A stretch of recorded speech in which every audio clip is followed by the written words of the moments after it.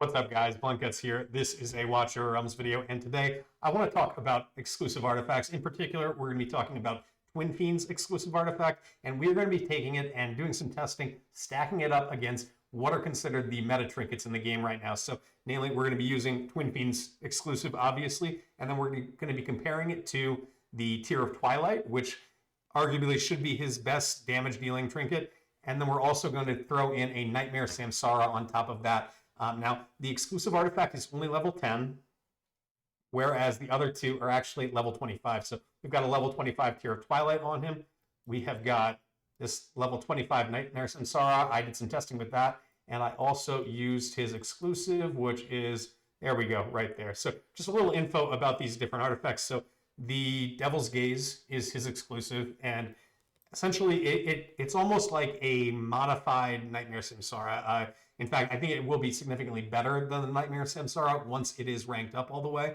That's going to take God knows how long, though. So I think it is kind of good to have these at their base 10 because that's how most people are going to be getting them.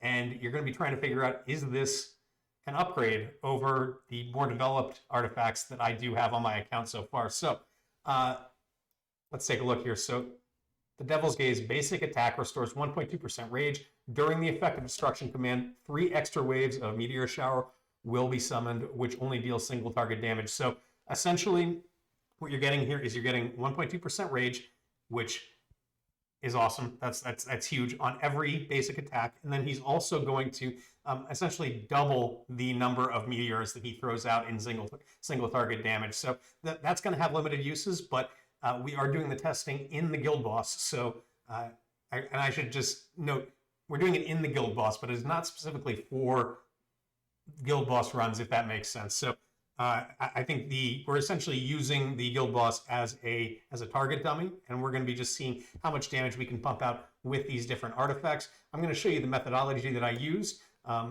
First off, actually, let's take a look at his gear, because I did have the same gear on him for every one of these tests. However, obviously the artifact does change things a little bit, and we're getting more out of the rank 25 tier of Twilight than we are as far as like attack and HP is concerned. We're getting more from this than, say, the Twinfiend exclusive, and we're certainly getting more than the Nightmare Samsara because it is a legendary artifact as opposed to being a mythic one. So the gear that I do have him in is, I'd say, kind of a damage-heavy build. I've got him with decent speed, but not great speed. Once you do get Twinfiend fully skilled up, he doesn't actually need quite as much speed as you might think he normally does. I know Pyros, for example, is somebody that you think about, you want to stack as much speed as possible to enable that ultimate as quickly as possible. What I found is that Twinfiend actually doesn't need quite as much speed.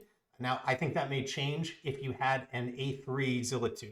But as it stands right now in this gear, I have way more than enough speed and rage regeneration, including Elowin. I'm not using her in the testing, but with Elowin to fit 2 Twinfiend ultimates inside of 1 Zilla 2 ultimate. So there's plenty of time for that. He's really quick. He's got a lot of rage regen. He's got 40% actual rage regen, but just in general, he regenerates rage very, very quickly. So let me show you how I did the tests, and then we'll talk about the results afterwards.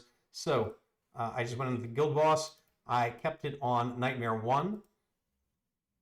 And I've got some other testing that I was doing in there before that. So I did bring in Twinfiend, and the other thing that I did just to keep him alive, I did bring in, where's my Vortex? Oh, he's at the beginning because he was just in the comp. So I've got Twinfiend in here with Vortex. Vortex is just providing heals and some shields.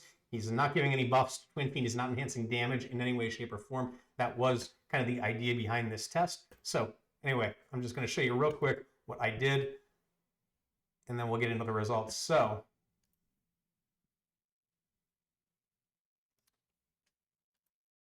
I didn't turn it on 2 times first. What I did was drop Twinfiend right here, and then I dropped in Vortex right there, and I clicked on auto. This is not going to be a perfect run. I did that a little slow, if I'm being honest with you, but this is really just to show you what the methodology was. I made sure every time that I did the test where I recorded data, I did make sure that I dropped down Twinfiend. I did click that auto ultimate on before he had a full rage bar, and I didn't click 2 times on before that was the case. So He's just going to sit here and he's going to tool on the boss. I don't think there's much need to really watch this entire thing. However, this is how I did the testing. I waited until the end. He does survive until the end. There's no issue there because it is Nightmare 1. The dragon just doesn't do enough damage, really. So it's not, he's never in danger of dying, and we are able to match fight lengths across the different results that we got. So I'm just going to quit out of this, and then let's pull up the numbers, which I know is why you guys are all here, right? So this is what we're looking at here. I've got the results. I did 5 tests for each different artifact. Again, the gear that is on him is exactly the same for each one. So let's talk about the results here. The first is the exclusive, 28,359, 68 times 1,000. So this is basically 28 million damage on average that he got. He did get 10 ultimates inside that window. That is kind of middle of the road. You'll notice if you look at the other 2 data sets here, the exclusive seems to be kind of the combo. You know, you get increased damage over the Nightmare Samsara, but not quite as much rage regeneration. I think that would change the further the exclusive gets upgraded, but that is the that's the $1 million question. I don't think there's anybody who has a rank 25 Twinfiend exclusive. Maybe somebody on Forerunner does or something like that, but I didn't have access to it, and the Moontime won't give me access to the test server, so I can't go on there and try to test these different artifacts at different levels. So that's what we're working with now. When you consider that it is level 10, you have to keep that in mind because these other ones are level 25. So in theory, this should be performing worse, but it is an exclusive. So maybe we are, we're hoping that we're going to get better results in it. Moving on to the Nightmare Samsara. So this was the best rage regenning artifact. And I think if you think about it this way, so the Nightmare Samsara, I didn't look at the tooltip. Let me bring that back up real quick, and we can just take a look at the tooltip there so we can see the difference between that and the exclusive artifact. So, a Twinfiend. The effects are quite similar. So, essentially, Nightmare Samsara restores 7.5% rage for every 5 attacks. It doesn't say basic attacks there, and I'm wondering, based on the results that I got, if that is any attack, if any hit that he does is going to restore rage or count towards that 5 tally that is going to restore 7.5% rage. However, as I'm kind of talking through this, I think that maybe that's not the case. So if we look back at the numbers here, let's take a look. So what we can see here is that we've got 11 ultimates for the Nightmare Samsara as opposed to 10 for the exclusive. When you think about the amount of rage that is being restored, so the Nightmare Samsara, every 5 attacks, it's giving you 7.5%. For the exclusive, it's giving 1.2% rage per attack. So if we were to convert that and say 5 attacks with the exclusive, that would net you 6% rage, 1.5% rage, or about 25% less rage than the Nightmare Samsara is giving for those same 5 attacks.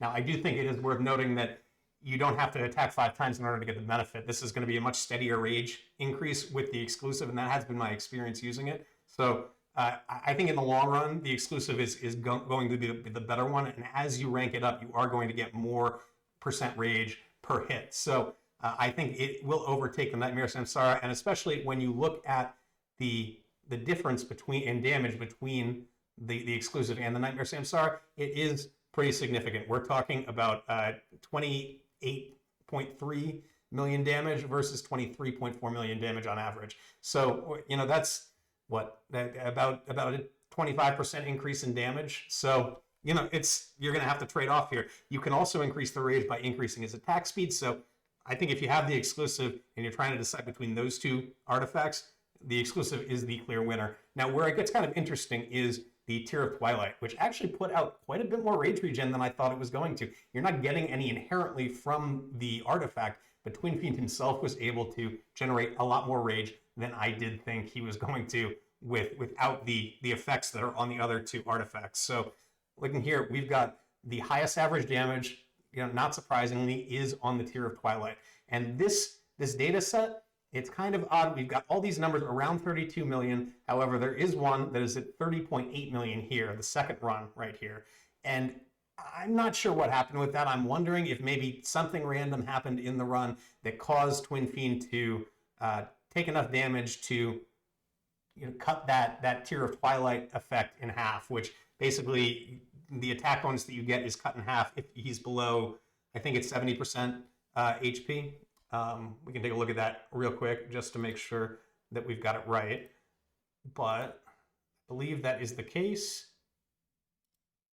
So yeah, so underneath 80%, I said 70, I think it's 80. So when his HP is lower than 80%, it becomes a 15% attack boost as opposed to a 30% attack boost. And I'm wondering if something in that run may have happened that caused him to essentially lose half of the bonus that he's getting from Tear of Twilight. That would explain, why the number is lower, whereas the other ones aren't. Or maybe it was just RNG. I don't know.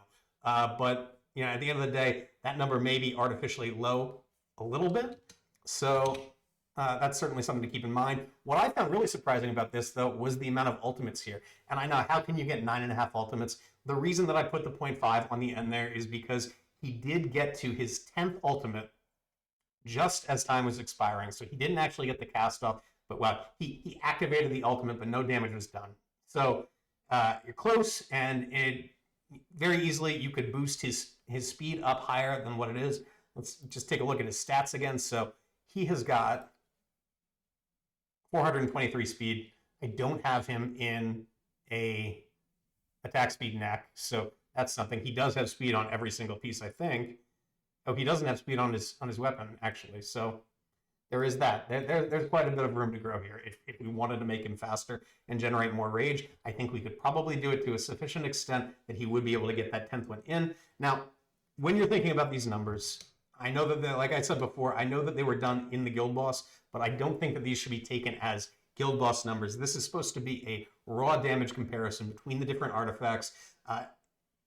If I was doing an actual guild boss comparison, then I would have needed to bring in an entire team to provide the buffs that they normally would. Like, I would need Dolores in there. I would need to be rage boosting with Laurel potentially. Although I guess it depends on how you have your Twinfiend set up. Mine personally, my run does not actually have him receiving any rage from Laurel, but he is receiving rage from Elowen, and that's going to make a significant difference. And you have to wonder, does the Tear of Twilight, does the benefit from that outweigh what you're getting from the exclusive, particularly at this level comparison, because you're getting significantly more damage. So if you look down at the relative damage table, which is at the bottom here, we've got the Tear of Twilight is the maximum damage that we got, so that's at 100%. The exclusive is about 11% less damage than that. And then beyond that, the Nightmare Samsara is 26.5% less damage than the Tear of Twilight. So very significant there. The exclusive, not quite as much, but it is still an 11% difference. So, I mean, if you're looking to min-max, you're probably going to want to go with the Tear of Twilight, and then just adjust your speed as needed to make sure that you do get the ultimates off,